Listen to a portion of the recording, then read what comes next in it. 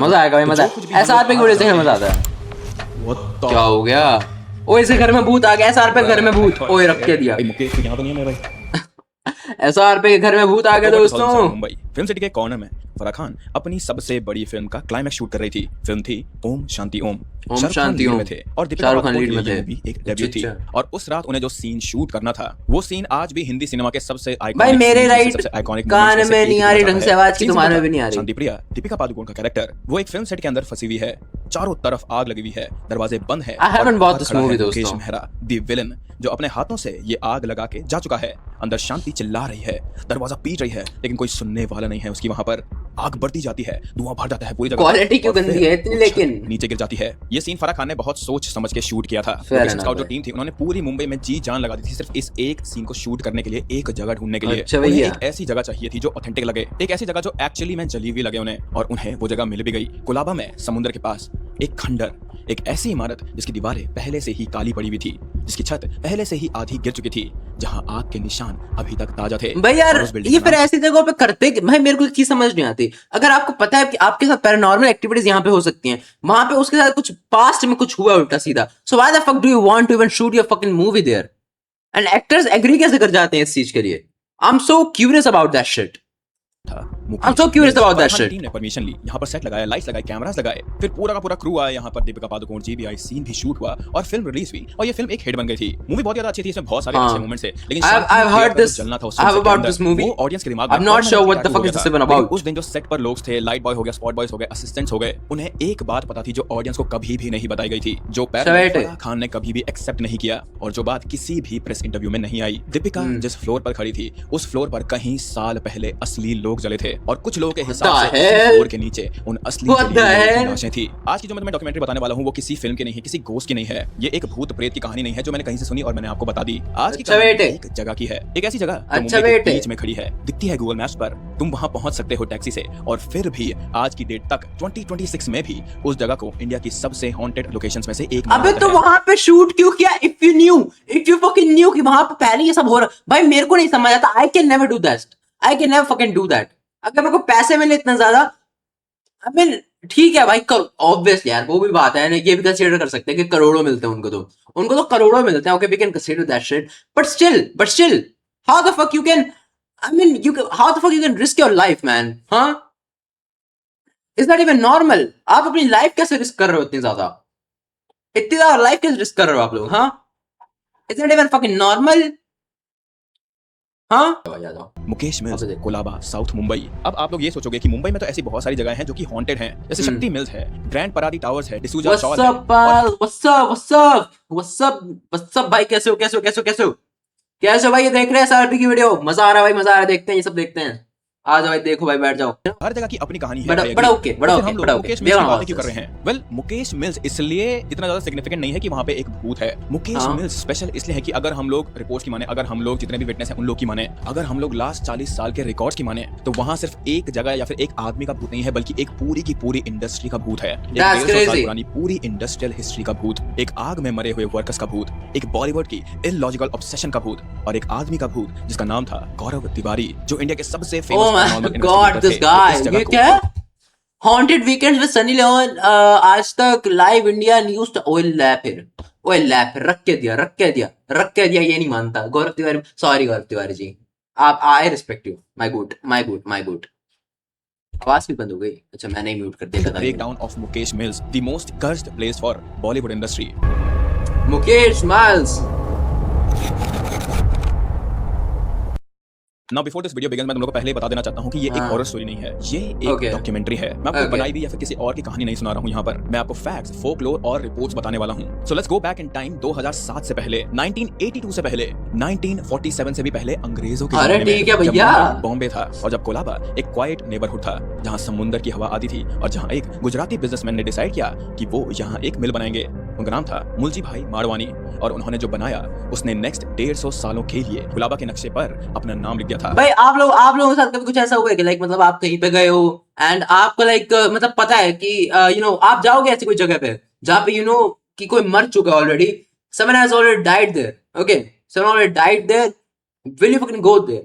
हाँ, आपकी फटेगी नहीं, because एक एक वो अंदर ऐसे डर बैठ जाता है कि भाई यहाँ पे किसी की तो मौत हुई है, यहाँ पे अगर मैं जाऊँ, अगर मेरे पीछे उसका भूत लग गया फिर एक अंदर तो ऐसा डर तो होगा ना भाई, लाइक कुछ ना कुछ तो डर लगेगा अंदर से। क्या कुछ भी कह लो, मतलब कितना ही अच्छा इंसान हो, कितना ही दिमाग का स्ट्रांग हो, कितना ही कुछ हो, पर फटेगी थोड़ी तो फटनी चाहिए, है थोड़ी तो फटनी चाहिए। Do you believe in this, like these things, कि वहां पे जाओगे आपके पीछे भूत पड़ गया, आपका क्या होगा? Do you fucking believe in this thing? है मैं मेरे को लगता है भाई, अगर मेरे को पर्सनली ऐसी जगह पे जाना हो जहां पे ऑलरेडी किसी की डेथ हो चुकी है, I was there in some place जहां पे पहले किसी की डेथ हो चुकी है, और मेरे को वहां से वाइब आती है घटिया घटिया सी, मेरी फटती है वहां पे कि भाई मेरे मेरे से ना चिमड़ जाए भाई ये भूत, मेरे गले ना पड़ जाए, मेरे को उठा के ना ले जाए। I get scared of this things. Do you guys get scared too? If so, like बताओ भाई। लेकिन मुलजी भाई को नहीं पता था, किसी को भी नहीं पता था कि जो जगह वो बना रहे हैं वो हाँ। एक दिन इंडिया की सबसे डरावनी जगहों में से एक बन जाएगी। वो कैसे बनी, क्यों बनी और उस जगह पर एक्चुअली हुआ क्या था, ये सब हम लोग आगे जानेंगे। पर अगेन ये वीडियो बहुत ही ज्यादा लंबी है क्योंकि मुकेश मिल्स की हाँ कहानी भाई, बहुत ही बड़ी लंबी है, तो देख अगर रहा आप है। सिर्फ जंप स्केयर्स के लिए आए हो या फिर तुम्हें सिर्फ जंप स्केयर्स पसंद है या फिर तुम्हें भूत प्रेत की कहानी पसंद है तो मैं तुम्हें पहले बता देता हूँ कि इस वीडियो से क्लिक ऑफ कर दो। लेकिन अगर तुम्हें असली कहानी सुननी है एक पैरानॉर्मल जगह की तो फिर तुम लोग मेरे साथ बने रहो इस वीडियो में। साल था वैसे ये दिख रहा है ना, मैं यहाँ से ऐसे बैठा हूँ अंग्रेजों भाई। का राज था उस समय पर चल करते और करते बॉम्बे उस देखते हैं वक्त भाई, दुनिया देखते का हैं, सबसे देखते हैं। तेजी बढ़ता हुआ शहर था और इसकी वजह थी कॉटन। अमेरिकन सिविल वॉर 1861 में शुरू हुआ था। अमेरिका का साउथ जो दुनिया का सबसे बड़ा कॉटन सप्लायर था उसने कॉटन एक्सपोर्ट करना बंद कर दिया था। ब्रिटेन की टेक्सटाइल मिल्स को कॉटन चाहिए था और ब्रिटिश ने अपनी नजर इंडियन कॉटन पर डाली, खासकर गुजरात और महाराष्ट्र के कॉटन पर। तो फिर इन सारी चीजों में बॉम्बे कहां से आता है? वेल, बॉम्बे उस कॉटन का गेटवे था, पोर्ट सिटी, समुद्र के किनारे था वो। रॉ कॉटन आता था यहाँ गुजरात से, प्रोसेस होता था बॉम्बे में ये चीज और शिप होता था मैनचेस्टर को, और बस इस एक चीज ने बॉम्बे को हमेशा के लिए बदल दिया था। 1870 तक बॉम्बे में कॉटन मिल्स की बारिश हो रही थी। लालबाग, परेल, बाइकुला, मजगांव, हर जगह चिमनीज, हर जगह धुआं, हर जगह मशीनरी की आवाज आया करती थी। लोग इसे मैनचेस्टर ऑफ ईस्ट कहने लगे थे और इस मैनचेस्टर में हजारों वर्कर्स काम करने आ रहे थे। कुछ कोंकण से आ रहे थे, कुछ घाट से आ रहे थे, कुछ गुजरात से आ रहे थे, तो कुछ यूपी से आ रहे थे। मुंबई का वो फेमस चॉल सिस्टम वो इस वक्त ही शुरू हुआ था। मिल वर्कर्स के लिए एक कमरा, एक फैमिली, एक कॉमन टॉयलेट और 3 शिफ्ट्स, और जिंदगी बस उनके लिए मशीन के साथ ही चला करती थी। तो मुंबई काफी तेजी से बढ़ रहा था और इस माहौल में एक आदमी ने कोलाबा आके कहा कि यहाँ मैं अपनी खुद की एक मिल बनाऊंगा और उनका नाम था मुलजी भाई मारवानी। अब यहाँ एक इंटरेस्टिंग बात है, ज्यादातर मिल्स सेंट्रल बॉम्बे में थे, परेल, लालबाग, ये सब areas as I said before. यार इफ वी थिंक कि लाइक मेरे को नहीं पता, I am not a very good, I am not a very good at history या फिर इकोनॉमिक्स में पढ़ता हूँ, but I am not very good at history type shit, so what the fuck, I mean like जब अंग्रेजों का राज था तो आई हर्ड कि वो पूरी संपत्ति चुरा के ले गए थे एंड लाइक लूट वूट लेते थे, लोगों को अपने देश में बेच देते थे सब कुछ। तो हाउ द फक उस टाइम पे भी टाटा, ये बिरला, ये सब उस टाइम पे कैसे सरवाइव कर गए थे या फिर कैसे बने थे उसके बाद? बिकॉज मतलब थियोरेटिकल देखें, आज तक जितना मैंने सुना है कि बिल्कुल लूट के चले गए थे, उस हिसाब से तो बैंकरप्ट हो गए थे हम काइंड ऑफ। तो सबके पास बिल्कुल पैसा नहीं होना चाहिए था, या तो कोई बाहर से आके एमएनसी शुरू करता तो I can understand. I am not sure, I am not a very good economist या फिर हिस्ट्री में कुछ, but I just want to understand this shit, I just want to understand this shit, okay, that's what I am saying, I just want to understand this shit. I'm not sure, पता नहीं भाई। Simple था, Probably I don't know. जमीन सस्ती थी और workers Probably I'm pass so में dumb. थे। और यहाँ पे एक और चीज थी, But yeah, whatever. Railway connectivity. तो कोलाबा में एक मिल बनाना वो ऑलमोस्ट एक क्रेजी आइडिया था। Colaba was a posh area, military containment थी यहाँ पे, ब्रिटिश ऑफिसर्स के बंगलोज थे यहाँ पे, और उससे भी बड़ा कोलाबा एक पेनिनसुला है, समुंदर तीनों तरफ से घिरा हुआ है यहाँ पे। तो रॉ मटेरियल लाना और फिनिश गुड्स ले जाना सब शिप से करना पड़ता था उस टाइम पर। तो फिर मुलजी भाई ने आखिर कोलाबा अपनी मिल के लिए जगह क्यों चुनी? वेल, इसका एक ही वर्ड का आंसर है और वो है डॉक या फिर डॉकिंग। मुलजी भाई मारवानी का आइडिया ये था कि वो अपना एक प्राइवेट डॉक बनाएंगे, अपना private jetty, which in turn meant सीधा समुद्र से कनेक्शन। मतलब रॉ कॉटन सीधा शिप से उतर कर उनके मिल में जाता और फिनिश क्लोथ्स सीधा शिप में एक्सपोर्ट होते, व्हिच आल्सो मेंट कि उन्हें किसी भी मिडलमैन या फिर डिले का डर नहीं था कभी भी। So this was pure vertical integration, वो भी 1870s में। ये आइडिया जीनियस तो था ही, लेकिन बहुत ही ज्यादा रिस्की भी था और इस आइडिया को एग्जीक्यूट करने के लिए बहुत बहुत सारे पैसे चाहिए थे। लेकिन मुलजी भाई के पास पैसा था। मारवानी फैमिली गुजरात के रिच फैमिलीज में से एक थे। Business already east Africa. This is what I am not understanding. अगर उस टाइम पे चोरी कर लिया तो क्या ये लोग लाइक द जॉइंट ब्रिटिशर्स या फिर कुछ पार्टनरशिप कर ली थी, कुछ कर लिया? यार मेरे को नहीं पता, I am just curious. If someone know this, please tell me, I am so curious about this shit. मैं गूगल करता हूँ। The Tata Group remained wealthy and dominated after colonial because its nationalist alignment, strategic diversification into heavy industry, and unique philanthropic structure of holding company by focusing on nation building rather than personal enrichment. The group established हुआ कब था टाटा शुरू? Tata started in which year? हाँ 1868, देखो पहले हुआ था ये यार, पता नहीं भाई ऐसे मतलब आई डोंट नो बिरला कब हुआ था फिर शुरू? ये 1857 में। सो आई मीन बहुत सालों पहले होगा था सब कुछ शुरू। डैम भाई, आई am not sure. I'm a very bad at this shit. कि बॉम्बे में जो कॉटन अपॉर्चुनिटी है वो Okay. उसे छोड़ बिल्कुल भी नहीं सकते हैं। तो यहाँ पर कंस्ट्रक्शन शुरू हुआ। By most accounts and reports mill लगभग 1870s के बाद कंप्लीट हुआ था। कुछ सोर्सेस कहते हैं 1852 में, लेकिन ये कंफर्म नहीं है कभी भी। जो कंफर्म है वो ये कि 1880s में मुकेश मिल्स ऑपरेशनल हो गया था। So spinning, weaving, dyeing the clothes over here सब कुछ एक ही कंपाउंड में था। अब मैं चाहता हूँ कि आप लोग एक सेकंड के लिए इमेजिन करो 1880s का कुलाबा, समुद्र की हवा, सीगल्स उड़ते हुए दिख रहे हैं तुम्हें, ब्रिटिश मार्च कर रहे हैं और उस बीच में एक मैसिव इंडस्ट्रियल कंपाउंड है। रेड ब्रिक दीवारें, 2 मंजिला 3 मंजिला बिल्डिंग, टॉल चिमनीज स्टैक है जहां पर, और यहाँ पे दिन रात धुआं निकलता रहता है। अपना प्राइवेट डॉक जहां शिप्स लगे हुए हैं बहुत सारे, हंड्रेड्स ऑफ वर्कर्स अंदर जाते हैं हर सुबह और हंड्रेड्स ऑफ वर्कर निकलते हैं रात के टाइम पर। मशीनरी की आवाज यहाँ पर 24 घंटे आती रहती है और ये आवाज ऐसा लगता है कि रात में भी नहीं रुकती, और ये सब आइसोलेटेड था। सेंट्रल बॉम्बे की That's crazy भाई। If that shit was isolated, अभी ये क्या, ये कौन सा टाइम था? मैंने शायद थोड़ा 1870। तो अभी तक एक सेकंड, ब्रिटिशर्स कब आए थे? ब्रिटिशर्स तो काफी पहले आ गए थे। 200 इयर्स का स्पैन था। 1757 से हुआ था। हाँ ये यहाँ पे एस्टेब्लिश हुई थी। ब्रिटिश राज था 1858 से। So almost around the establishment of these companies early stage में, और ये 1870 की मतलब थोड़ा सा एस्टेब्लिशमेंट हो गया था। तो then even then they allowed them, Britishers allowed them somehow। या तो मैं बहुत ज्यादा डम्बू, या तो मैं बिल्कुल हिस्ट्री मैंने आज तक जितनी पढ़ी है सबसे घटिया पढ़ी है, या मेरे को कुछ ऐसा पता नहीं हिस्ट्री का, या तो पता नहीं या तो पता नहीं वो शहर से कट ऑफ थे, या तो हम डम। 12 घंटे ये 2 चीजें ही हो सकती हैं भाई। मिल के कंपाउंड में ही रहते थे।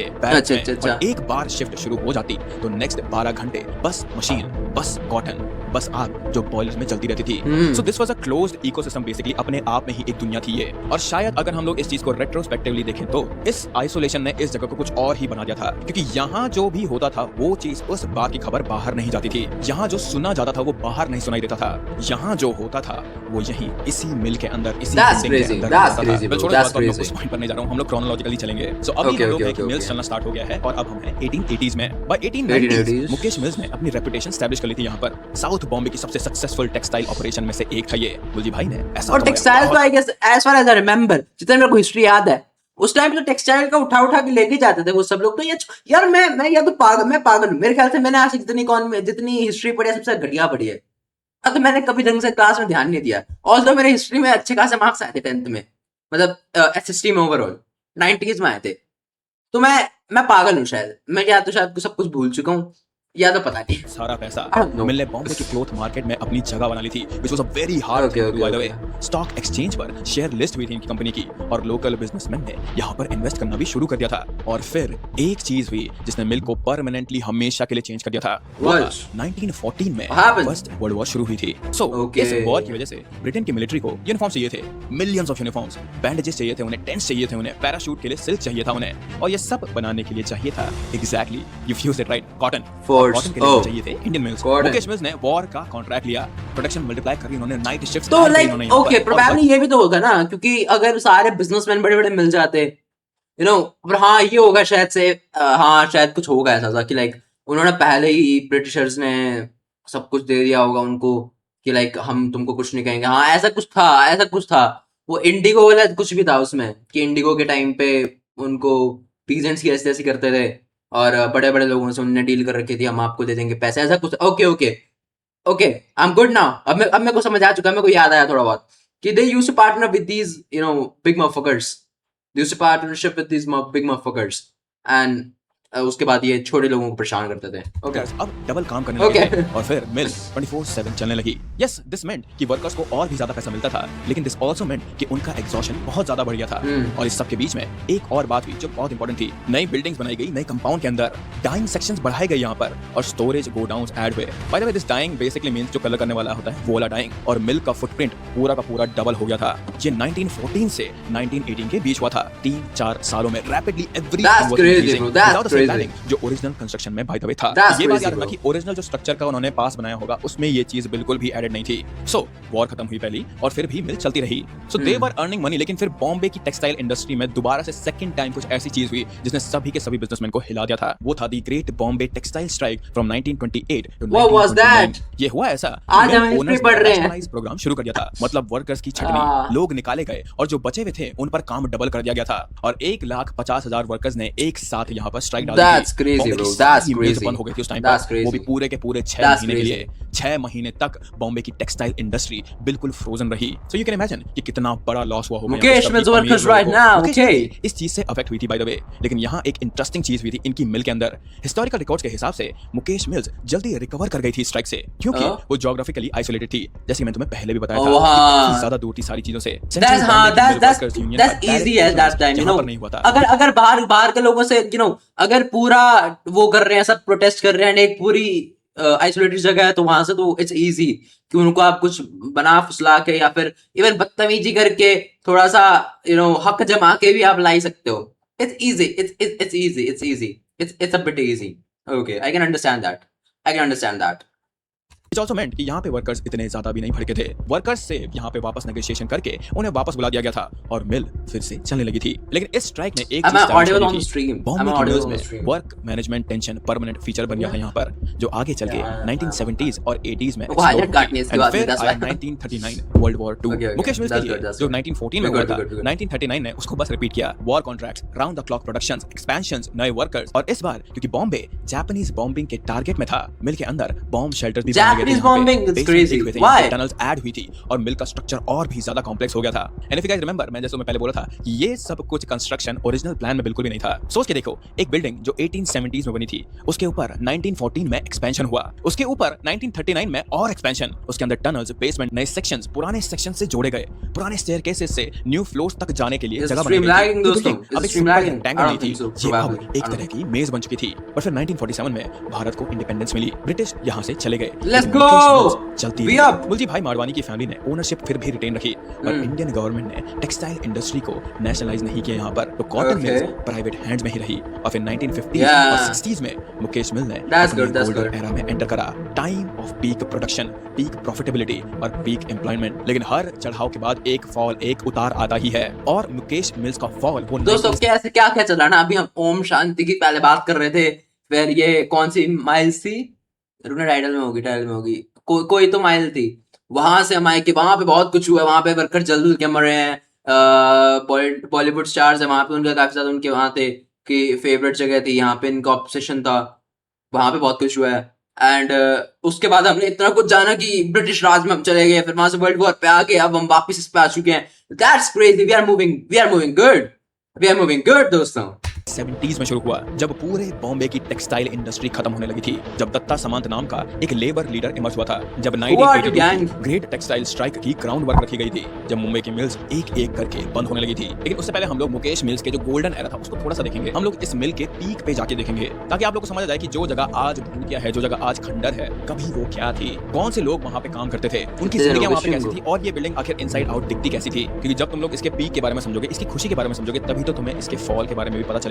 और मुकेश मिल्स का फॉल सिर्फ एक फॉल नहीं था, वो एक पूरी की पूरी आग थी। साल था 1955 और मुकेश मिल्स अपने पीक पर था। इस मिल का कंपाउंड 50 एकड़ का था, समुद्र से रेलवे लाइन तक अंदर अलग अलग सेक्शन से raw cotton storage, ginning, spinning, weaving, noise levels इतने ज्यादा थे यहाँ पे कि वर्कर्स ने अपनी साइन लैंग्वेज डेवलप कर ली थी यहाँ पे काम करने के लिए। लेकिन यहाँ पे एक सेक्शन बहुत ज्यादा अलग था, और वो था कलर डाइंग सेक्शन। और कहीं ना कहीं हम इस ग्लोरी डेज के बारे में इसलिए भी बात कर रहे हैं ताकि तुम्हें ये पॉइंट समझ आ जाए कि आग शुरू कहाँ से हुई थी। So massive vats, boiling water, chemical dyes, heat, fumes, यहाँ पर सब कुछ था। और सबसे इंपॉर्टेंट, ये सेक्शन एक एनक्लोज्ड बिल्डिंग में था, छोटी विंडोज थी यहाँ पर, और हैवी डोर से कवर्ड थी ये जगह, क्योंकि केमिकल्स लीक नहीं होने चाहिए थे यहाँ से, फ्यूम्स बाहर तक नहीं जानी चाहिए थी यहाँ से। So this was a safety precaution for them. लेकिन इस सेफ्टी का एक साइड इफेक्ट भी था। अगर अंदर कुछ हो जाए, लेट्स से कि आग लगे, वहां पे कुछ केमिकल स्पिल हो गया वहां पे, तो वहां से बाहर निकलना बहुत ज्यादा मुश्किल हो जाता था। और एक और डिटेल, मिल के बैक एंड में वर्कर्स क्वार्टर्स भी थे, लगभग 1000 वर्कर्स यहाँ रहते थे अपनी बीवी बच्चों के साथ। मिल के अंदर एक छोटा स्कूल भी था वर्कर किड्स के लिए, बच्चे यहाँ पे खेलते थे गोडाउन में, और फिर कभी कभी स्कूल से वापस आके अपने घर वालों के काम भी देखते थे।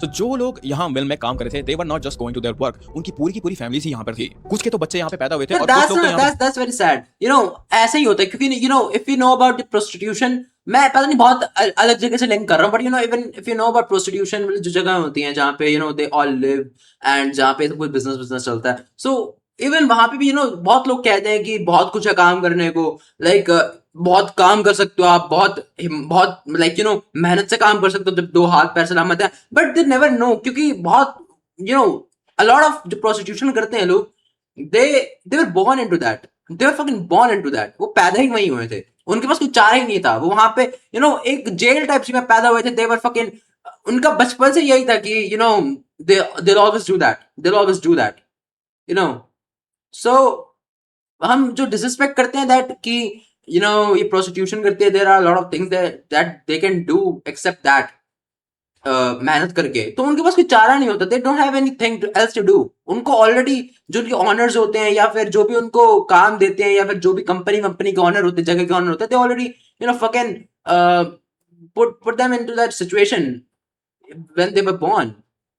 That's sad also. और इसी तरह से ये वाली बात भी है कि वहां पे वो पैदा हुए, उनके पास और कोई चारा नहीं है कहीं जाने का, they had to stay there and it's sad, क्योंकि फिर आप कुछ एक्सप्लोर नहीं कर सकते, आपकी जिंदगी वहीं शुरू हुई वहीं खत्म हो जाएगी, that's sad. बुढ़े होकर मर भी गए थे। तो जब 1980 वही में देखो, उस वही रात वही आग लगी चीज। थी, यहाँ जो लोग वहाँ अंदर थे वो सिर्फ यहाँ पे नाइट शिफ्ट के रेजिडेंट्स नहीं थे, बल्कि उनकी पूरी की पूरी दुनिया इस मिल में ही थी। बेसिकली उस रात सिर्फ मिल नहीं जली थी, उनका घर भी जला था यहाँ पर। 1960s में मुकेश मिल्स अपने पीक पर था। Europe, middle east, south Asia, यहाँ पे से हर एक जगह एक्सपोर्ट करा जाता था। मारवानी फैमिली बॉम्बे के रिचेस्ट फैमिलीज में से एक बन गए थे, लेकिन कारोबार में कुछ बदल रहा था। सिंथेटिक फाइबर्स आ रहे थे यहाँ पे और कॉटन की डिमांड बहुत ज्यादा गिर रही थी, और इस चीज से ना खुश होकर वर्कर्स अपना शेयर मांग रहे थे और मिल को छोड़ने की धमकी दे रहे थे। 1971 में यहाँ पर पहली स्ट्राइक हुई थी, 1975 में दूसरी और 1978 में तीसरी स्ट्राइक। स्ट्राइक के बाद मैनेजमेंट का एटीट्यूड बिगड़ता गया, शॉर्टकट्स, मेंटेनेंस रिड्यूस होती गई यहाँ पे, सेफ्टी इक्विपमेंट्स के लिए यहाँ पे बहुत कम खर्चे निकाले जाते थे और पुरानी मशीन यहाँ पे रिप्लेस नहीं की जाती थी। बॉयलर्स पुराने के पुराने पड़े रहते थे यहाँ पर, और इलेक्ट्रिक वायरिंग जो थी वो भी काफी सारे सालों से बदली नहीं गई थी।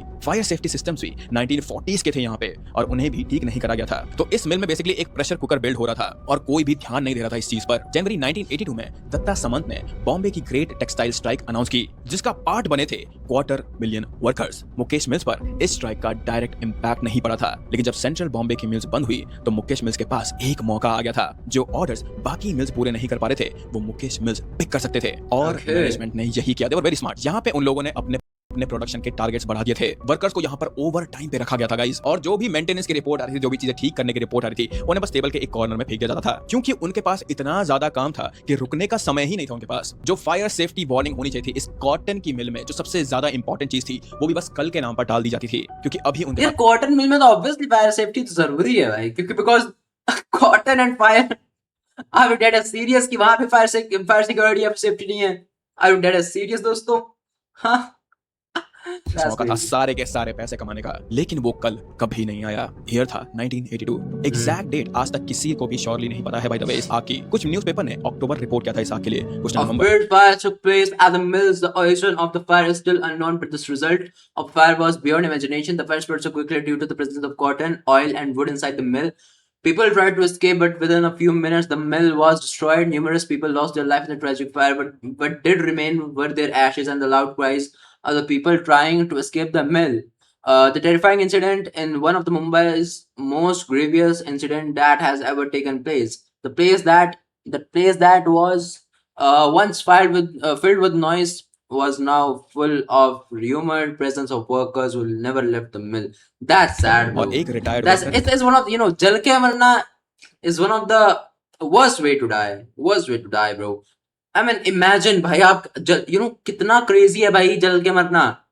Crazy in the sense not that crazy, अच्छे वाला crazy कि भाई मान लो एक गोली मार दी, गोली मार के बंदा मर गया भाई, जल के मर रहा है भाई, तड़प तड़प के, एक तो पूरे शरीर जलता है।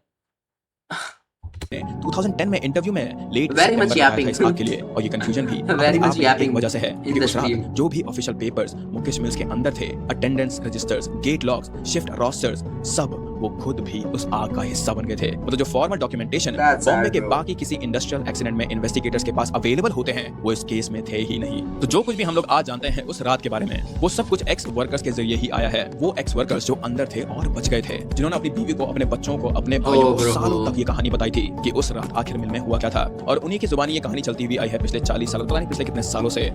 वो एक आम सा वीकडे था, शाम की शिफ्ट चल रही थी उस दिन। अब नॉर्मली मुकेश मिल्स का नाइट शिफ्ट डे शिफ्ट जितना हैवी तो नहीं होता था, शायद शायद 200 से 250 वर्कर्स वहाँ पे मैक्स काम कर रहे होते थे। वीविंग का ज्यादातर काम दिन में ही हो जाता था और रात को बस मेंटेनेंस टास्क होते थे। मशीन क्लीन होती थी या अगले दिन के लिए कॉटन प्रेप किया जाता था। लेकिन उस रात सिचुएशन थोड़ी अलग थी। जैसे कि मैंने आपको बताया था कि ये एक मनी मेकिंग अपॉर्चुनिटी थी उनके लिए, तो इसीलिए उस रात जोरों शोरों से काम चल रहा था यहाँ पर। उस रात एक्चुअली में अंदर कितने लोग थे ये सवाल भी आज तक ओपन एंडेड ही है। तो सारे चल गए थे paper, thousands of people at least इतना तो होने चाहिए भाई। अकाउंट भी हमें कभी मिला नहीं। सर्वाइवर्स में से कुछ लोगों ने यहाँ पे कहा था कि अंदर कहीं ना कहीं अराउंड 400 के आसपास लोग थे। अच्छा, और कुछ लोगों का एस्टिमेट 100 तक जाता है यहाँ पर। लेकिन 2010 में वर्कर ने मराठी न्यूज़पेपर को पहली बार इंटरव्यू दिया था। उन्होंने कहा था कि पर भाई 100-400 भी कम नहीं होते। 100 लोगों के आसपास। ना अभी भी ये नंबर कोई भी कंफर्म नहीं कर पाया है। लेकिन जो एक बात पर सभी लोग एग्री करते हैं वो ये है कि उस रात मिल के अंदर आम रात से कहीं ज्यादा तादाद में लोग थे। नाउ उस दिन मिल में आग लग गई थी। लेकिन आखिर ये आग शुरू कैसे हुई, इसके पीछे म्यूजिक इतना हार्ड क्यों लगाया इन्होंने? हाँ ऐसा भाई बैकग्राउंड म्यूजिक इतना हार्ड लगा दिया, इतना हार्ड बैकग्राउंड म्यूजिक जो लगाया आपने। जो कि सालों से सर्कुलेट होती भी आ रही है। And I am gonna tell you them now. पहली तो बहुत सीधी सी है कि इलेक्ट्रिकल शॉर्ट सर्किट हुआ था यहाँ पर। मिल की वायरिंग के बारे में हम पहले भी बात कर चुके हैं। डेकेड्स पुरानी थी वो। लास्ट मेजर रीवायरिंग 1950s के दशक में हुई थी। उसके बाद से ही यहाँ पर सिर्फ और सिर्फ पैच वर्क चलता हुआ आ रहा था और हैवी मशीनरी का कांस्टेंट लोड वायरिंग को ओवरहीट करता रहता था। छोटी छोटी आग लगने के इंसिडेंट्स पिछले सालों में भी बहुत बारी हुए थे। वर्कर्स ने मैनेजमेंट को बार बार वार्न करा था इस चीज के बारे में, लेकिन फॉर्मल एक्शन यहाँ पे कभी भी नहीं लिया गया। दूसरी थ्योरी थोड़ी ज्यादा डिस्टर्बिंग है, which is boiler explosion. Colour dyeing section में जो बड़े प्रेशराइज्ड बॉयलर्स थे उनकी प्रॉपर मेंटेनेंस काफी टाइम से नहीं हुई थी। प्रेशर वेल्व्स का रेगुलर इंस्पेक्शन साइकिल मिस हो रहा था और एक ओवरहीटेड बॉयलर जिसका प्रेशर प्रॉपर्ली रिलीज नहीं हो पाया था वो इफेक्टिवली एक बॉम्ब की तरह बिहेव करता है जो सेकंड्स के अंदर एक पूरा सेक्शन डिस्ट्रॉय कर सकता है। अब जो लोग उस दिन रात में अंदर थे और बच के निकल गए थे वो सभी के सभी लोग बस एक ही तरफ पॉइंट करते हैं कि कलर डाइंग सेक्शन के वहां से आग शुरू हुई थी, which kind of make sense क्योंकि यहाँ पे इतना ज्यादा सूखा कॉटन था कि अगर छोटी सी चिंगारी भी लगती तो पूरी की पूरी मिल में ही आग लग जाती। और यहाँ पे एक और बात मेंशन करना जरूरी है जो कि मैंने तुम्हें पहले भी बताई है। कलर डाइंग सेक्शन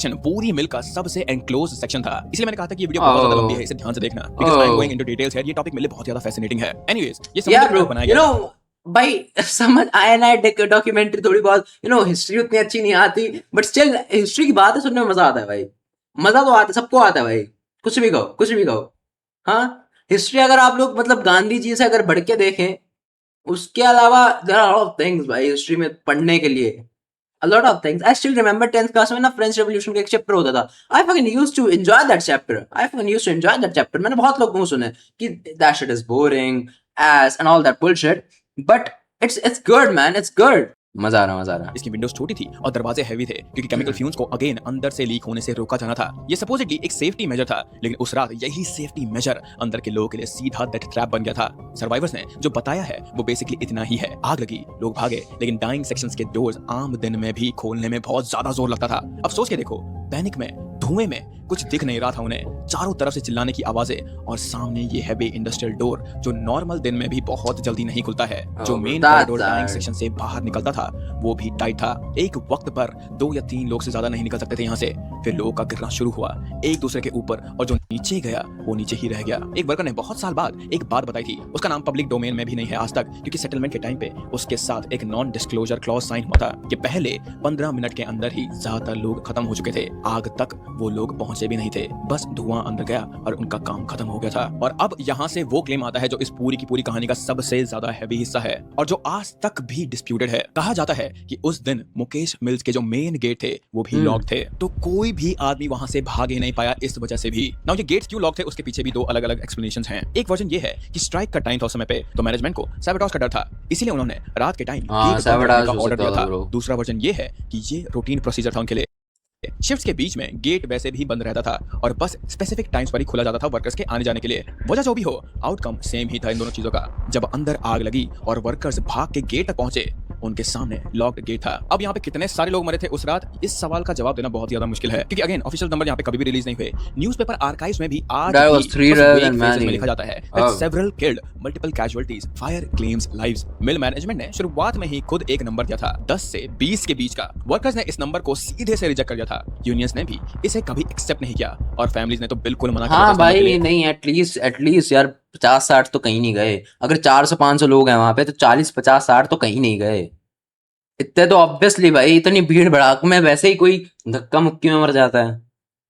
50-60 तो कहीं नहीं जो गए भाई। एस्टिमेट रेंज है वो काफी बड़ी है, कोई कहता है 50, कोई कहता है 75, हाँ, वही कोई ना, कहता है 50-60 100 तक, और कुछ सोर्सेज ने तो इसे 150 से ऊपर तक भी That's claim किया है। even crazy लेकिन भाई, nobody has 150 से evidence ऊपर here। और crazy। सच पूछो तो रियल नंबर कभी भी प्रॉपर्ली एस्टैब्लिश होगा ही नहीं। Obviously। उसकी एक स्पेसिफिक वजह है कि मिल के अंदर जितने भी वर्कर्स थे वो ज्यादातर माइग्रेंट्स थे, तो यूपी, बिहार से, आंध्र से, अलग अलग जगह से। उनके फॉर्मेट पेपर्स कभी बने ही नहीं थे, उनके नाम बस रजिस्टर में लिखे जाते थे। ज्यादातर लोग का तो अपनी फैमिली से कनेक्शन भी नहीं था, तो इसीलिए उन्हें आइडेंटिफाई भी किसी ने नहीं करा होगा। Oh my इतने God। सारे लोग बॉम्बे आए थे काम के लिए, अपनी फैमिलीज को पैसे भेजने के लिए, एक बेटर जिंदगी की उम्मीद में, और वो इस तरह मारे गए, which is the saddest part of this whole story। सोच कर ही डर लगता है ये चीज कि आज भी इंडिया में ये किसी मिल या फिर फैक्ट्री में हो सकता है। सो जो ये आग थी ये 4 घंटे तक चलती रही। फायर ब्रिगेड वहां पे पहुंची 4 घंटे बाद। वाटर कैनन्स चले थे यहाँ पे, लेकिन मिल के अंदर जो भी मटेरियल था, cotton, chemicals, industrial oil, wooden beams, सब कुछ ये हाई कंबशन रेंज में आता है। इस आग को कोई भी बुझा नहीं पाया था। आग बहुत टाइम बाद खुद से ही एग्जॉस्ट हो गई थी। हाँ भाई, अगर इतनी आग लग जाए फिर तो मुश्किल ही है भाई बचाना, फिर तो कैसे ही बचाओगे? इतनी आग को कैसे बचा सकता है भाई कोई? इतनी आग इतनी फैली हुई है भाई, ये देख रहे हो आग, इसमें कितना ही पानी डाल लो यार, कुछ ना कुछ करके बढ़ी जाएगी। That's crazy। कुछ नहीं बचा। तब That's जाके ये आग crazy, रुकी। सुबह हो चुकी थी जब सिचुएशन That's कंट्रोल में आई। गुलाबा की हवा में धुआं फैल गया था। समुद्र की तरफ से एक स्मोक क्लाउड किलोमीटर दूर से दिख रहा था। नियर बाय डॉकयार्ड वर्कर्स ने भी बाद में बताया था कि उन्हें लगा था कोई शिप चल रहा है शायद से समुद्र में।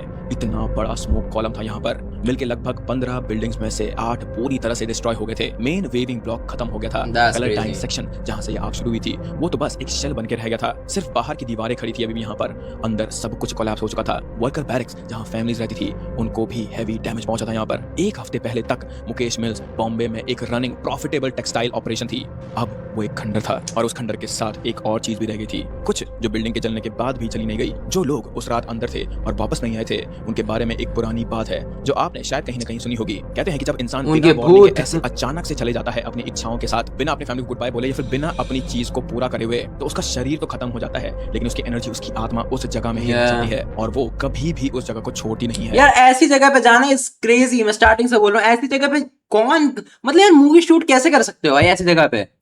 आई मीन ठीक है भाई, करोड़ रुपए मिलते हैं, वी कैन कंसीडर इट है, करोड़ों रुपए हैं भाई, एक एक्टर को करोड़ मिल रहे हैं जस्ट फॉर अ सीन, या फिर एटलीस्ट यू नो भाई मल्टीपल करोड़ मिलते हैं एक मूवी में, तो 1 करोड़ का एक सीन, we can say that. But still भाई, स्टिल भाई कितनी फटेगी भाई किसी भी इंसान की वहां पे जाते हुए कि भाई यहाँ पे मरे हुए इंसानों की, यहाँ पे मरे हैं इंसान, यहाँ पे बहुत इंसान मरे हैं, डेथ हुई है लोगों की। That's crazy। 1982 के बाद का वक्त मुकेश मिल्स के लिए अजीब सा था। यहाँ पे बहुत सारी लीगल डिस्प्यूट चल रही थी, इंश्योरेंस के केसेस चल रहे थे, ओनरशिप की लड़ाई चल रही थी, लेकिन फिर भी ये बिल्डिंग खड़ी की खड़ी रही। किसी ने इसे तोड़ा नहीं, which was odd, और ना ही किसी ने इसे रीबिल्ड किया। कोलाबा के बीच में एक छोटा सा जमीन का हिस्सा जली हुई दीवारों के साथ बस वैसा का वैसा ही छोड़ दिया गया था। और फिर धीरे धीरे 80s के टाइम में, 90s के टाइम में इस बिल्डिंग को एक नया इस्तेमाल मिल गया था। वो था बॉलीवुड मूवीज के लिए एक लाइव सेट, एक ऐसी जगह जहाँ पे प्रोडक्शन डिजाइन का काम बहुत ज्यादा आसान हो जाता था, क्योंकि लोकेशन खुद ही ऐसी हॉन्टिंग एटमॉस्फेयर देती थी उन्हें। I mean, और किसी भी obviously हॉरर भाई, मूवी but के लिए या फिर किसी भी डिस्ट्रेस still- सेट के लिए मुकेश मिल्स एक परफेक्ट लोकेशन बन गई थी। 2003 की बात है। सुभाष घई की मुक्ता आर्ट्स प्रोडक्शन के बैनर तले एक फिल्म शूट हो रही थी जिसका नाम था फुटपाथ। डायरेक्टर विक्रम भट्ट थे, कास्ट में इमरान हाशमी थे, आफ्ताब शिवदेसानी थे, राहुल देव, और लीड एक्ट्रेस के रूप में थी बिपाशा बासु। सो इस फिल्म के कुछ एक्शन सीन्स के लिए एक इंडस्ट्रियल लोकेशन चाहिए थी उन्हें, यू नो, रॉ और ग्रिटी टाइप की, बॉम्बे की अंडर बेली जैसा कुछ फील चाहिए था उन्हें इस लोकेशन से। प्रोडक्शन टीम ने लोकेशन की स्काउटिंग की और एक ही नाम उनके सामने बार बार आ रहा था और वो था मुकेश मिल्स का। कोलाबा की वो बर्न्ड आउट रूइंस जो पिछले डेकेड में डजन्स ऑफ शूट होस्ट कर चुकी थी। शूट शेड्यूल किया गया, क्रू वहां पे पहुंचा, लाइट्स और कैमरा यहाँ पे सेटअप किए गए, और बिपाशा बासु अपने कॉस्ट्यूम में, मेकअप में मुकेश मिल्स के अंदर एंटर हुई। उस दिन क्या हुआ एक्चुअली, इसके अलग अलग वर्जन है यहाँ पर, क्योंकि बिपाशा ने खुद कभी एक कंप्लीट डिटेल्ड अकाउंट पब्लिक में नहीं दिया।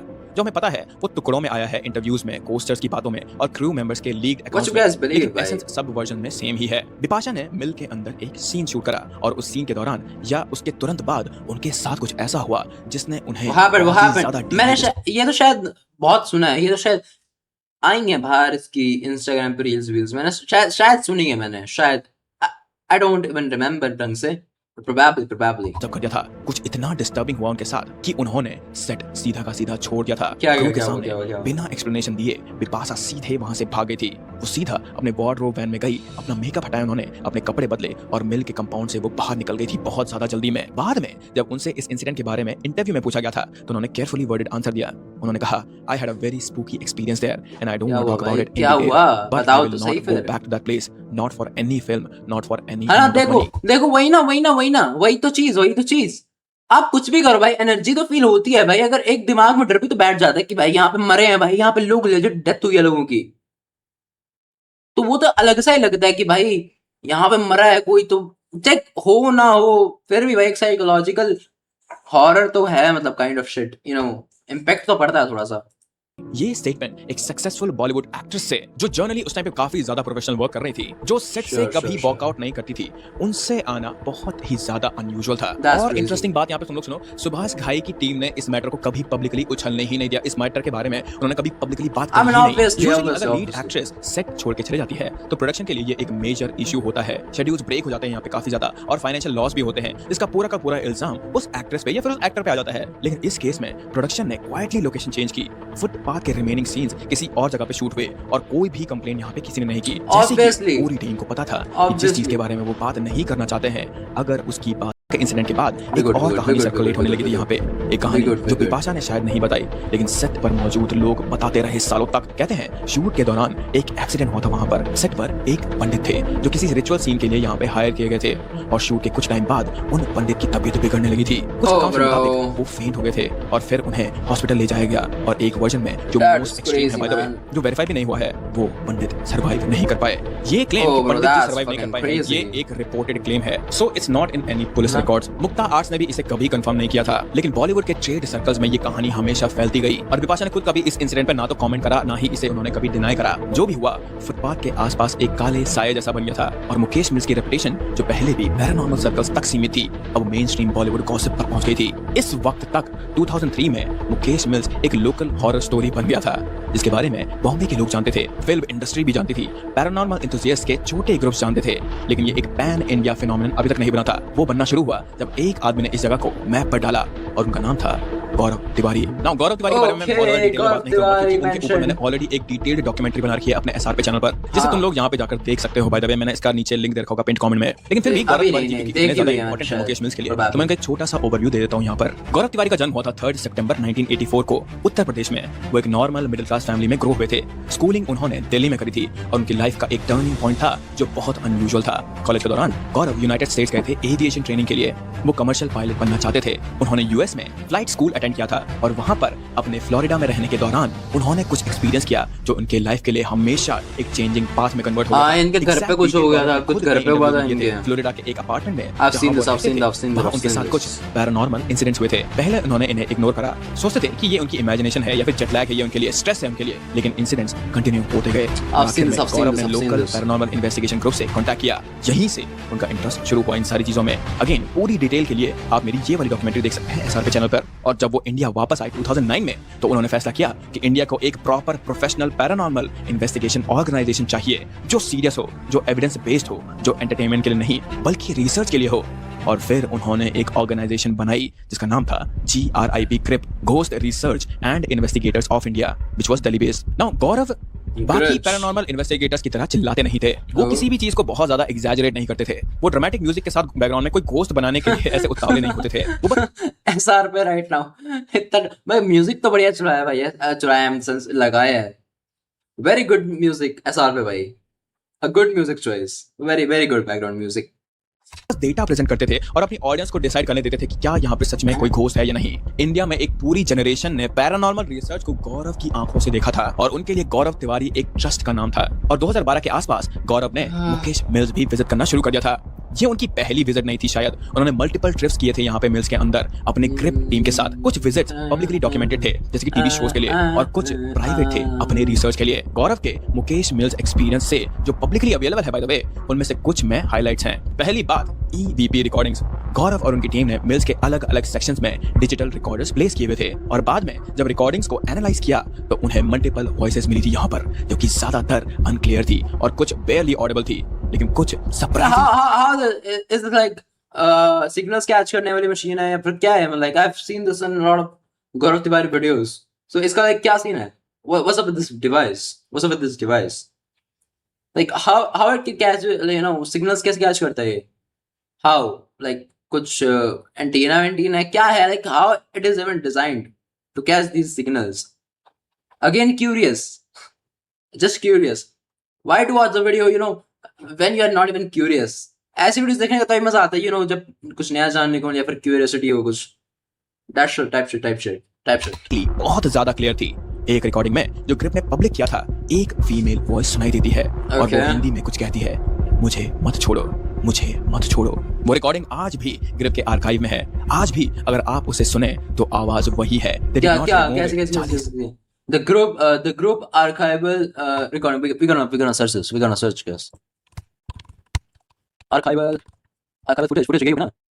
इस क्या है यहाँ पे? archival recording okay, recording 18 date क्या 1981 okay, STM archive 1981 Gaurav Tiwari से Gaurav Tiwari Mukesh mills fuck Mukesh mills क्या अरे नहीं, ये नहीं, आवाज कुछ है नहीं यहाँ पे।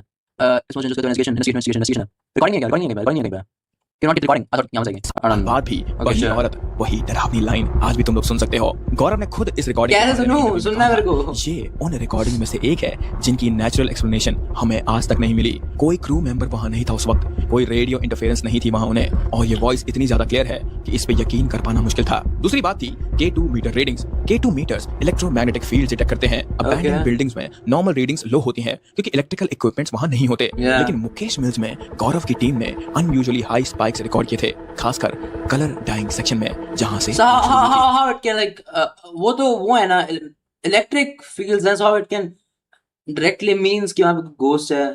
I mean just curious, I don't know shit about this, I don't know shit about science and all this, you know, equipments, just asking like specific pattern में आती थी यहाँ पे क्वेश्चंस के रिस्पांस में, बेसिकली जैसे कि कोई इंटेंशनली उनको रिस्पॉन्ड कर रहा हो, उनके क्वेश्चंस का आंसर दे रहा हो। तीसरी बात टेंपरेचर ड्रॉप्स। इन्वेस्टिगेटर्स के साथ थर्मल सेंसर्स भी थे और एक कॉरिडोर के एंड में टेंपरेचर सडनली गिर जाता था, वो भी 10 से 12 डिग्री से, और फिर नॉर्मल हो जाता था बिना किसी रीजन या फिर एयर फ्लो के। चौथी बात और सबसे ज्यादा डिस्टर्बिंग बात इन माय ओपिनियन वाज कि इन लोग का इक्विपमेंट बार-बार फेल हो जाता था। गौरव की टीम ग्रिप जो थी वो प्रोफेशनल थी, जैसे मैंने तुम्हें बताया, और उनकी टीम ने पहले भी कहीं ज्यादा बार ये कैमरास, ये सारी इक्विपमेंट्स यूज करी हुई थी। ये हाई एंड इक्विपमेंट्स थी जो कि प्रॉपर्ली हमेशा चार्ज रहते थे, हमेशा ये सारी की सारी इक्विपमेंट्स प्रॉपर्ली कैलिब्रेटेड रहते थे। पर मुकेश मिल्स में रैंडमली बार-बार ये कैमरास खराब हो रहे थे, इनकी बैटरीज रैंडमली ड्रेन हो जाती थी बहुत ज्यादा जल्दी 10 मिनट की रिकॉर्डिंग के बाद ही। ये ना गौरव ने कभी पहले देखा था ऐसा, और ना ही इस चीज के बाद ऐसा उन्होंने कभी रिपोर्ट किया था। गौरव ने मुकेश मिल्स को कैटेगराइज किया उनकी ओन रैंकिंग सिस्टम में most paranormally active site in India. उन्होंने कहा सिर्फ भांगर फोर्ट है राजस्थान में, और भांगर फोर्ट बाय द वे एक हिस्टोरिकल साइट है व्हिच इज गवर्नमेंट प्रोटेक्टेड, पर मुकेश मिल्स एक लिविंग प्रॉपर्टी है, एक डिस्प्यूटेड लैंड, एक जगह जहां घोस्ट हंटर्स को विजिट करने की परमिशन भी नहीं थी टेक्निकली, पर फिर भी गौरव वहां जाते थे, अपने इन्वेस्टिगेशन करते थे और वापस आकर हम सभी लोगों को इसके बारे में बताते थे। पर गौरव के इन्वेस्टिगेशन के बाद मिल का जो पैरानॉर्मल रेपुटेशन था वो और भी ज्यादा कंसोलिडेट हो गया था। आई मीन देश का अगर सबसे बड़ा पैरानॉर्मल इन्वेस्टिगेटर ये बोलेगा कि ये जगह डरावनी है, यहाँ पे भूत है, मेरे कैमरा इक्विपमेंट्स खराब हो रही है, तो ऑफ कोर्स ये बात उसकी रेपुटेशन बढ़ेगी। इंडिया में मानते, इंडिया में तो बहुत जल्दी ग्रो हुआ होगा ना ये शायद ग्रिड, या फिर नहीं हुआ होगा, बिकॉज इंडिया में तो भूत प्रेत तो बहुत माना जाता है, बहुत माना जाता है। ये तो बहुत पुराने टाइम से, अभी फिर भी थोड़ा कम आई से हो गया, बट पहले तो बहुत माना जाता था, अभी बहुत मानते हैं। इट्स नॉट लाइक बिल्कुल खत्म हो गया, but is it that crazy कि लाइक उस टाइम पे बहुत चढ़ गया होगा फिर Gaurav Tiwari? I don't know man, I don't know, probably Gaurav Tiwari की डेथ कब हुई थी?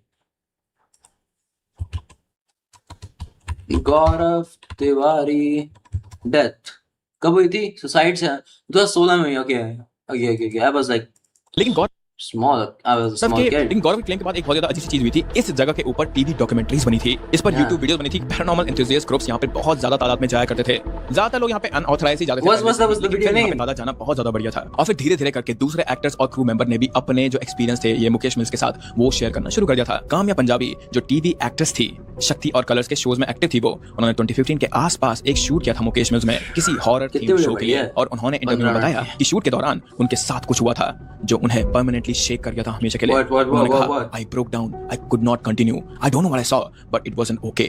काम्या ने एग्जैक्ट डिटेल्स कभी शेयर नहीं किए थे डर की वजह से, क्योंकि उन्हें लगता था कि अगर वो इस चीज को मुंह से बाहर बोल देंगी तो वो चीज उन्हें फॉलो करती रहेगी।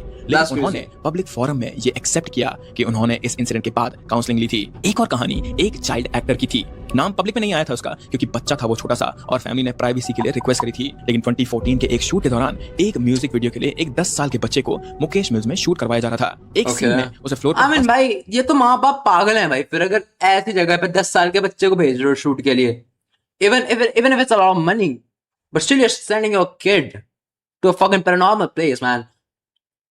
How the fuck you gonna do that? Are you crazy? Are you crazy or some shit? मतलब भाई फटती नहीं, कोई माँ बाप की नहीं फटेगी, लाइक भेज रहे हैं भाई, भेज रहे हैं। हाँ, माँ बाप की नहीं पड़ेगी इस मामले में। I don't know, लेटने को bro. कहा गया था तो बच्चा लेट गया That's और fucking फिर crazy, according bro. To multiple crew members बच्चा अपने आप जमीन में रोल करने लगा था, एक तरफ से दूसरी तरफ, और कभी तो गोल What's up? What's up? What's up? What's up? What's up? What's up? What's up, bro? What's up? I've texted you on Instagram. I did on the same day. किया था मैंने text.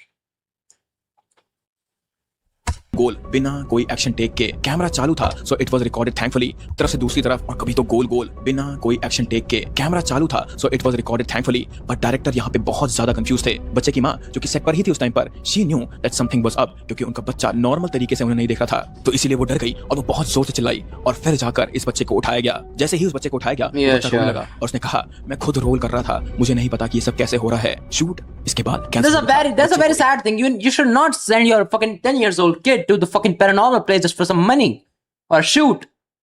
Are you dumbass? 10 साल के बच्चे को यार क्या पागल हो गया आप लोग? Like, I mean, you could have sent him to, you know, any like what we can say, like some other place, you know, कोई और शो में भेज देते। 10 साल के बच्चे को बहुत शो मिल जाते होंगे भाई उस टाइम पे।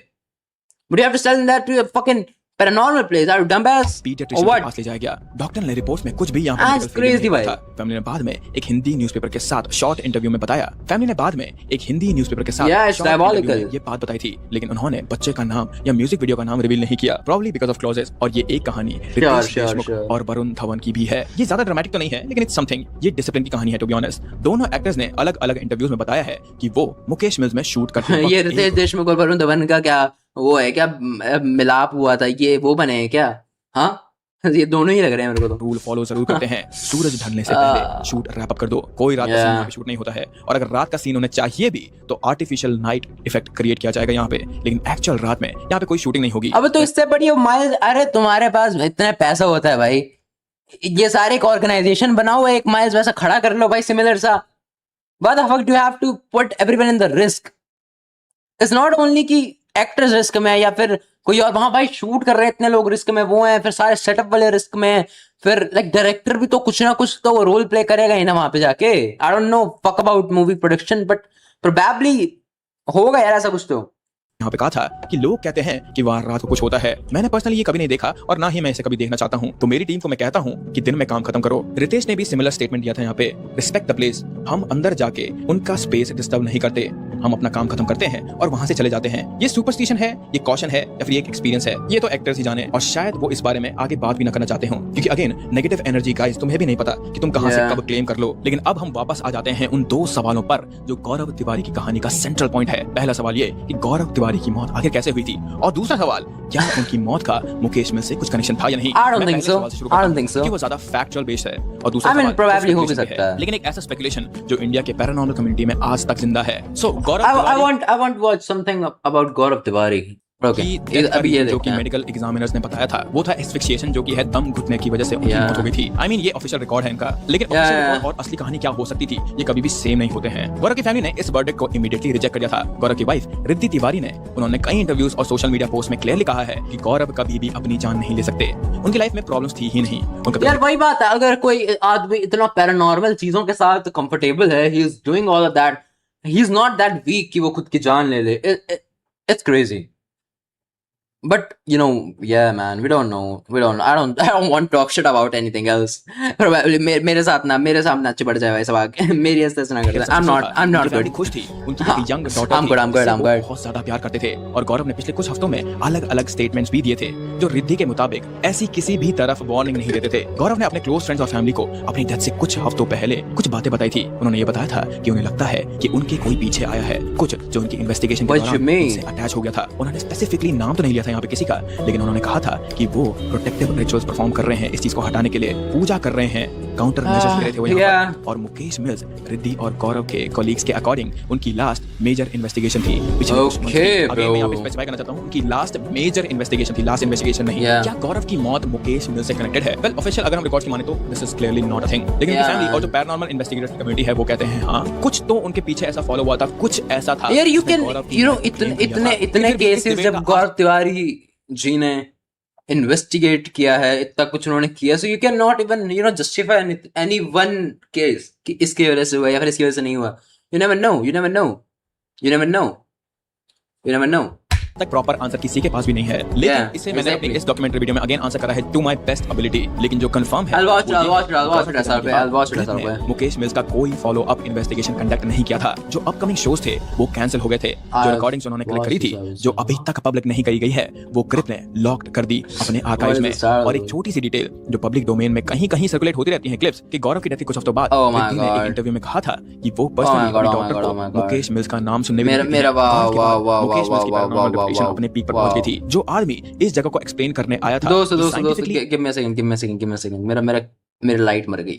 मिस्टीरियस सर्कमस्टेंसेस में चले गया था। और अगर गौरव अपनी इक्विपमेंट ट्रेनिंग मेथोडोलॉजी के साथ अगर सेफ नहीं थे, तो आखिर एक आम इंसान इस मिल में कैसे सेफ होगा? और फिर भी ये सारी चीजें जानने के बाद भी लोग यहाँ जाते Exactly, रहे, फिर भी यहाँ पे exactly. शूटिंग होती रही, और फिर भी यहाँ मुकेश मिल्स में कहानियां बिल्ड होती रही। 2019 में Ah, finally that's PMC sad. ने मुकेश मिल्स को स्ट्रक्चरली अनसेफ डिक्लेयर कर दिया था। सारी शूटिंग परमिशंस यहाँ पे कैंसिल कर दी गई थी That's और good. पब्लिक एंट्री यहाँ पे ऑफिशियली बैन कर दी गई थी। लेकिन ये बैन ये सिर्फ कागज पर ही बैन था। एक्चुअल में Wow. मिल के अंदर लोग जाते रहे, YouTubers, TikTokers, photographers, curiosity Yeah. Seekers, teenagers dares पे, और उनमें से कुछ बाहर शायद से अकेले नहीं निकल पाए। 2019 में बीएमसी बैन के बाद एक सिंपल सी चीज एक्सपेक्ट करी गई थी कि मिल की जो एक्सेस है वो बंद हो जाएगी। यहाँ पे सिक्योरिटी स्ट्रिक्ट हो जाएगी, यहाँ पे बाउंड्री वॉल रिपेयर होगी ताकि लोग इसे इजीली ना कूद पाएं, और बेसिकली अनऑथराइज्ड यहाँ पे जो भी एंट्री होती थी वो स्टॉप हो जाएगी। और धीरे धीरे करके मुकेश मिल्स मुंबई के उन भूले हुए कॉर्नर में से एक बन जाएगा जैसे बाकी भी है यहाँ पर। लेकिन ऐसा कुछ भी नहीं हुआ। बैन अनाउंस होने के बावजूद मिल के अंदर लोग जाते रहे, और 2020 में जब कोविड का लॉकडाउन लगा था तब ये प्रॉपर्टी भी अंडर मॉनिटर्ड हो गई थी। सिक्योरिटी स्टाफ यहाँ पे रिड्यूस हो गए थे, बीट पेट्रोल्स यहाँ पे रेयर थे, और अबैंडन स्ट्रक्चर्स के बारे में एक यूनिवर्सल ट्रुथ है, जब कोई नहीं देख रहा होता है तो लोग अंदर यहाँ पे घुस ही जाते हैं। यूट्यूबर्स का एक पूरा जॉनरा मुकेश मिल्स के अराउंड बिल हो गया था। That's India's good. Most haunted types की वीडियोस यहाँ पे बनाई जाती थी।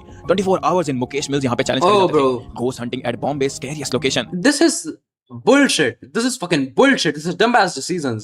Why the fuck do you want to even go there, man? It is not safe. It's not safe. It's not fucking safe.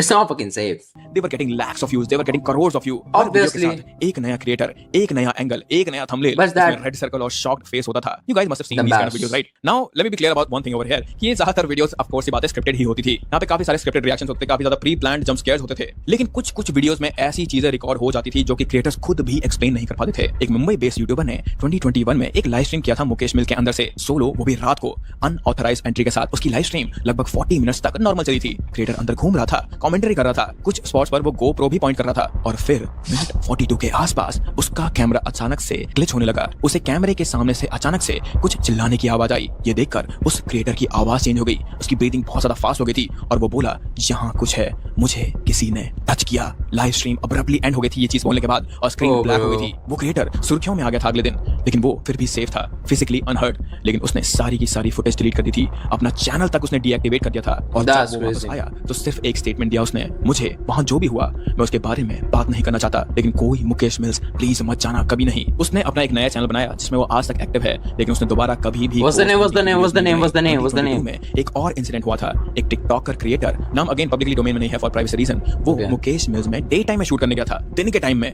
अपनी गर्लफ्रेंड के साथ। दोनों 20s में थे और उनका गोल था एक कॉमेडी टिकटॉक बनाने का हॉन्टेड लोकेशन में। Wow, sure. रिएक्शन कैप्चर करने थे। जब वो डेयर परफॉर्म कर रही हो, वो दोनों अंदर गए। पहले 15 मिनट नॉर्मल थे उनके लिए, वो घूमते रहे, वीडियो शूट करते रहे, जोक्स क्रैक करते रहे, और फिर उसकी गर्लफ्रेंड जो नॉर्मली आउटगोइंग थी, कॉन्फिडेंट थी, सडनली उसने अपना बिहेवियर चेंज कर लिया। वो चुप हो गई।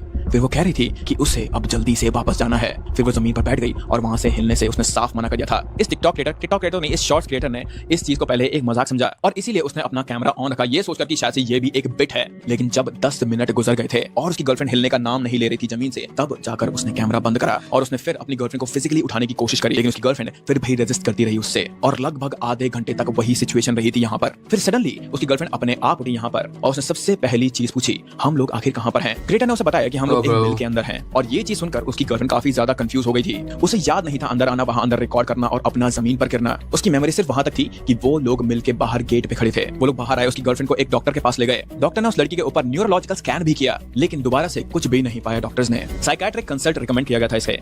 कपल ने बाद में कुछ सेशंस अटेंड किए, और 1 साल बाद एक हिंदी न्यूज पोर्टल के साथ इंटरव्यू किया था। गर्लफ्रेंड ने कहा, मुझे आज तक याद नहीं है कि मैंने मिल के अंदर गई कैसे और मैं वहां क्यों बैठी रही, मुझे सच में कुछ पता नहीं है। लेकिन दोबारा से सेम चीज क्रिएटर ने करी, उसने अपनी सारी की सारी फुटेज डिलीट कर कर दी और कुछ भी कभी भी पब्लिकली इस फुटेज के बारे में नहीं कहा। और फिर आया 2025 अक्टूबर। रेड बुल इंडिया ने एक इवेंट ऑर्गेनाइज किया था मुंबई में, एक extreme sports theme production. Part of the event schedule था एक अबैंडन्ड लोकेशन में और इनिशियली ऑर्गेनाइजर्स ने मुकेश मिल्स को कंसीडर किया था क्योंकि विजुअली स्ट्राइकिंग था ये और हिस्टोरिक भी था और रॉ इंडस्ट्रियल एस्थेटिक परफेक्ट था उनकी ब्रांडिंग के लिए। लोकेशन स्काउटिंग टीम यहाँ पर गई, 3 प्रोफेशनल एक्सपीरियंस्ड क्रू, कई फॉरेन और इंडियन प्रोडक्शंस के साथ काम कर चुके थे ये लोग। Bye the way scouting visit 2 घंटे की थी। सो बेसिकली उन्हें यहाँ पे एसेस करना था, फोटोग्राफ खींचने थे, नोट्स बनाने थे और फिर वापस आ जाओ। स्टैंडर्ड प्रोटोकॉल था उनके लिए ये। टीम के 2 मेंबर शेड्यूल टाइम पर वहां वापस आए लेकिन तीसरी वापस नहीं आई। उनका फोन बजता रहा तो लड़कियों के ऊपर क्यों चल जाता है भूतों का जादू की कोशिश करी और वो उन्हें पूरी मिल में कहीं नहीं मिली, लेकिन पूरी मिल में इस फोन की बजने की आवाज आती रही थी। फिर बहुत देर बाद उन्होंने एक अपर फ्लोर पे उसे ढूंढना शुरू करा और वो वहीं बैठी थी कलर डाइंग सेक्शन के एक कॉर्नर में, वही सेक्शन जहां से आग शुरू हुई थी। उसने 1 सेकंड के लिए अपनी टीम को पहचाना नहीं, लेकिन फिर कुछ देर बाद उसकी आंखों में वापस वो recognition I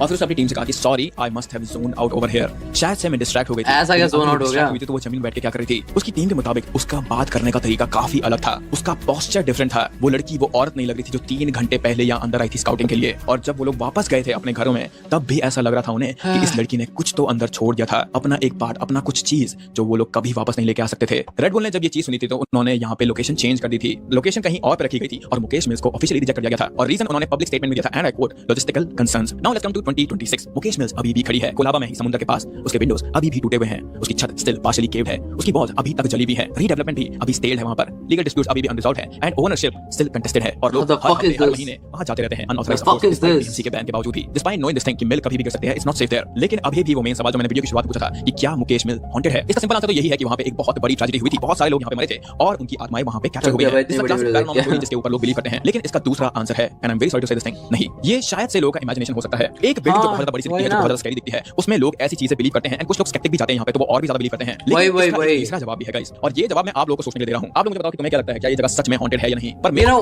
that's what I said in the start of the video कि इवन तो कुछ नहीं है बट साइकोलॉजिकल लगता है कि भाई यहाँ पे इतना कुछ हुआ है, यहाँ पे इतना कुछ, इतने लोगों की डेथ हुई है, इतने लोगों के साथ ये हुआ है, मूवी में ये हुआ है, एक्ट्रेस ने ये बोला, इतने लोगों के इंटरव्यू है, स्टिल ये सब चीजें सुन के ना चाहे कुछ हो चाहे ना, बट लगता है कि कुछ तो मानना ये है, like my own thought, my own bias over here is कि मुकेश मिल सच में हॉन्टेड है और उसका रीजन सिर्फ लेकिन फायर नहीं था। मुझे लगता है यहाँ पे कुछ और भी ऐसा हुआ था जिसके बारे में हमें पता ही नहीं है, जो उन लोगों के साथ ही दफन हो गया है। बट मुकेश मिल्स का योगदान मेरे लिए यहीं तक का था गाइस। अगर तुम लोगों को ये वीडियो पसंद आई होगी तो please drop a like and please subscribe to our channel and a huge thanks to my editor also, उसको बहुत ज्यादा मेहनत करनी पड़ी होगी मुझे पता है। थैंक्स एसआर पे भाई, good video, good shit, good shit, good shit, good shit, good shit, good shit. I enjoyed the video.